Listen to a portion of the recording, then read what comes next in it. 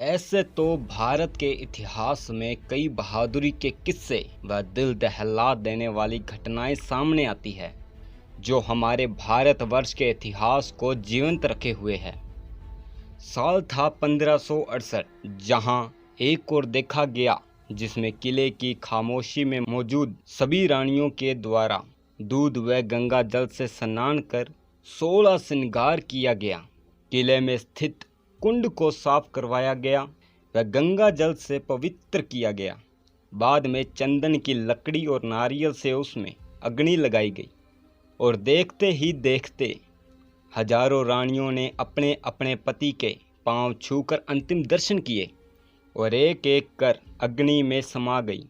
और इधर 8000 राजपूत योद्धाओं ने सुबह के पहले पहर में सभी ने अग्नि की राख का तिलक किया और देवी पूजा के बाद सफ़ेद कुर्ता पजामा धारण कर कमर पर नारियल बांधा गया और सिर पर केसरिया साफा धारण कर तैयार हुए।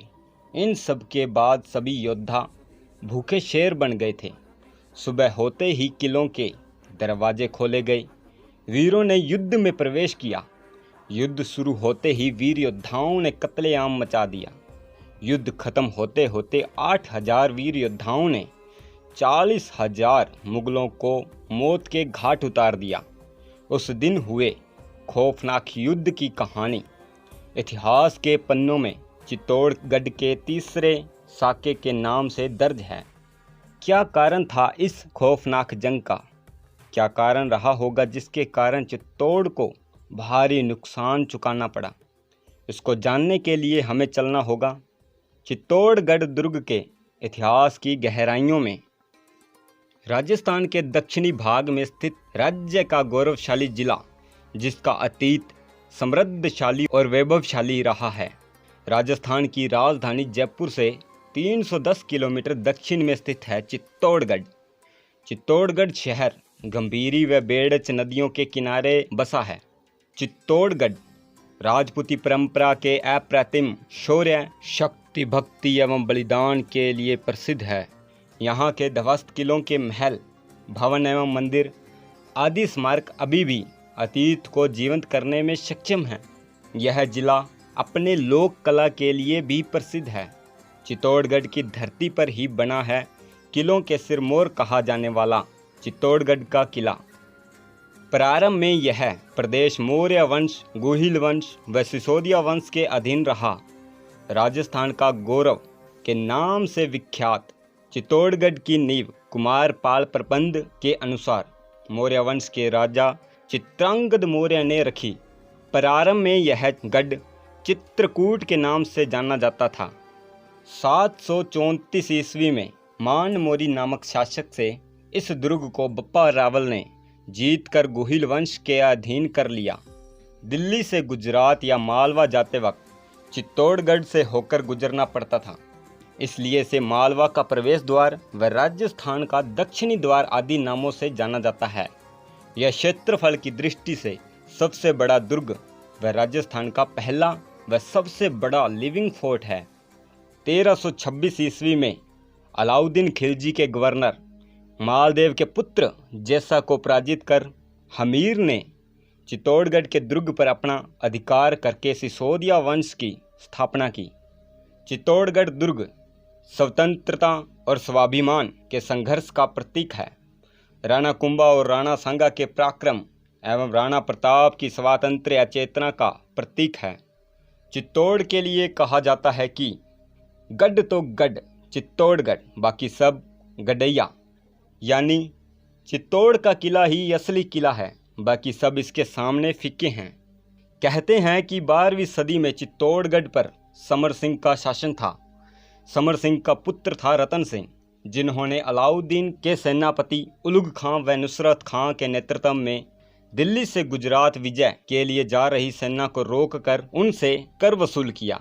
अलाउद्दीन की साम्राज्यवादी नीति व चित्तौड़गढ़ दुर्ग का सामाजिक व आर्थिक महत्व के कारण अलाउद्दीन को चित्तौड़ पर आक्रमण करने का मौका मिल गया। समर सिंह के बाद चित्तौड़ का शासक रतन सिंह बनता है। 1303 में अलाउद्दीन खिलजी एक विशाल सेना के साथ चित्तौड़गढ़ पर आक्रमण करता है।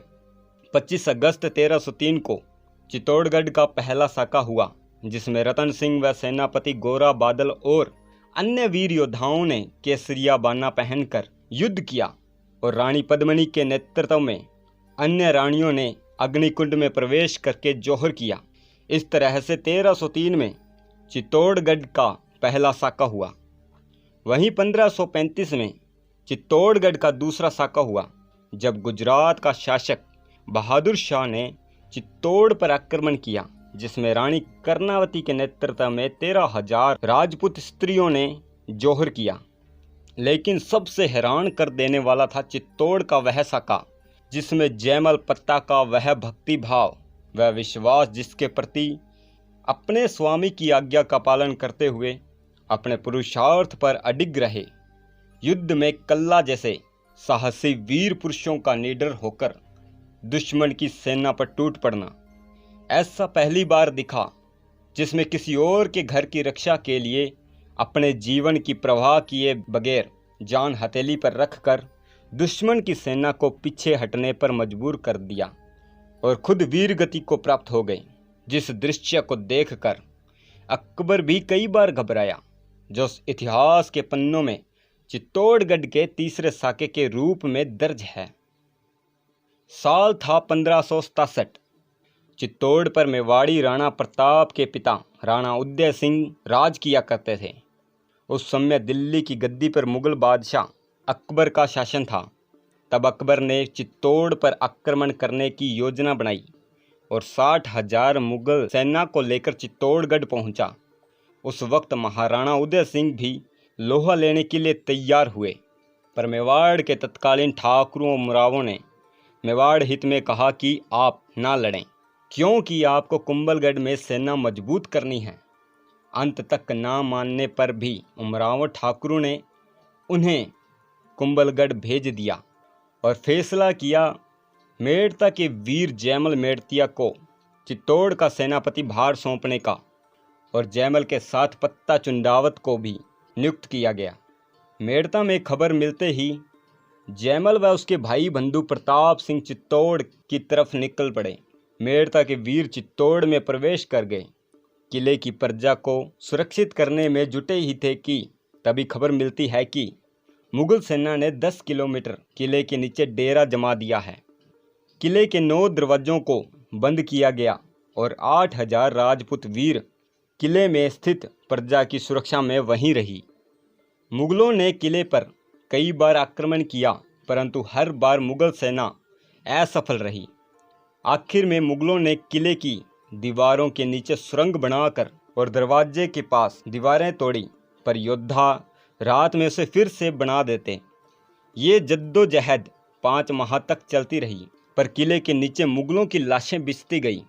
उस वक्त मजदूरी इतनी महंगी हो गई थी कि एक बाल्टी मिट्टी लाने पर एक मुगल सैनिक को एक सोने का सिक्का दिया गया। वहाँ मिट्टी सोने से अधिक महंगी हो गई थी। अकबर ने जयमल के पास दूत भेजकर कई प्रलोभन भी दिए और कहा कि अगर जयमल अकबर की अधीनता को स्वीकार करता है तो जयमल को उसके पुरखों का राज्य मेड़ता सहित पूरे मेवाड़ का राजा बना देगा। जयमल ने जवाब देते हुए कहा कि मैं अपने स्वामी के साथ विश्वासघात नहीं कर सकता, और अकबर को ललकारते हुए युद्ध में भेंट करने को कहा। जयमल की बातें सुनकर अकबर घबरा गया और अजमेर शरीफ से दुआ मांगी कि अगर वह इस युद्ध में सफल रहा तो अजमेर जियारत के लिए जरूर जाएगा। एक दिन रात में जयमल किले की दीवार ठीक करवा रहे थे। उस वक्त अकबर की नज़र जयमल पर पड़ी। तभी अकबर ने अपनी बंदूक संग्राम से गोली चलाई, जो जयमल के पैर पर जा लगी और वह घायल हो गए। गोली का जहर शरीर में फैलने लगा। आखिर वह दिन आ ही गया। 6 माह तक मुगल भेदी किले को भेद नहीं पाए और किले में रसद सामग्री खाना आदि समाप्त हो चुका था। किले में एक ऐसा निर्णय लिया गया जिसका अंदाजा किसी को नहीं था, और वह निर्णय था केसरिया और जौहर का। 23 फरवरी 1568 को जयमल की पत्नी फूल कंवर व हजारों रानियों ने अपने अपने पति के अंतिम दर्शन किए। सभी राजपुतानियों ने अपनी इज्जत के खातिर आग में कूद पड़ी व जौहर की घटना को अंजाम दिया। सुबह के पहले पहर में 8,000 राजपूत योद्धा युद्ध के लिए तैयार हुए। माथे पर राख का तिलक किया, कमर पर नारियल बांधकर, सिर पर केसरिया साफा धारण करते हुए एकलिंग जी के जयकारे के साथ भूखे शेरों की भांति युद्ध में टूट पड़े। युद्ध शुरू होते ही वीर योद्धाओं ने कत्लेआम मचा दिया। जयमल के पांव में गोली लगने के कारण युद्ध में घोड़े पर नहीं बैठ पाए तो वीर कल्लाजी राठौड़ ने अपने कंधों पर बिठाकर युद्ध में प्रवेश किया।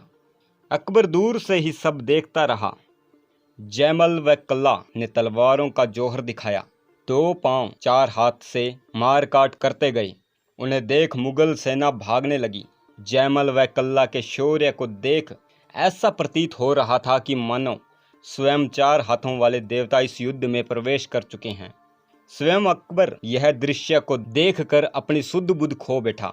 जयमल, पत्ता प्रताप व कल्ला जैसे वीरों के हाथों मुगलों की सेना को अस्त व्यस्त कर दिया गया। सिर कटे धड़ लड़ते रहे। इन वीर योद्धाओं के एक वार से 2-2 मुगल तुर्क कटते गए। किले के पास बहने वाली गंभीरी नदी भी लाल हो गई। सीमित संसाधन होने के बाद भी राजपूती सेना मुगलों पर भारी पड़ी।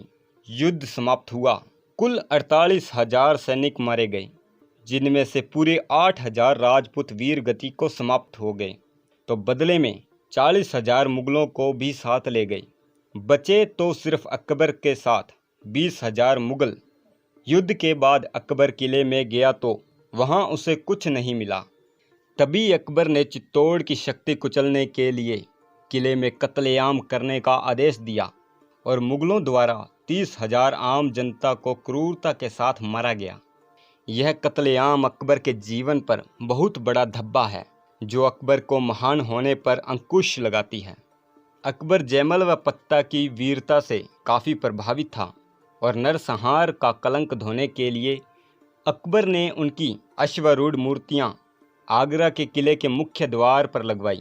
यही था चित्तौड़ का अंतिम साका। दोस्तों, चित्तौड़ का किला जितना विशाल है उतना ही विशाल है यहाँ के इतिहास भी। दोस्तों, चित्तौड़गढ़ के बारे में आपका क्या नज़रिया है? अगली वीडियो में आप किसके बारे में जानना पसंद करेंगे?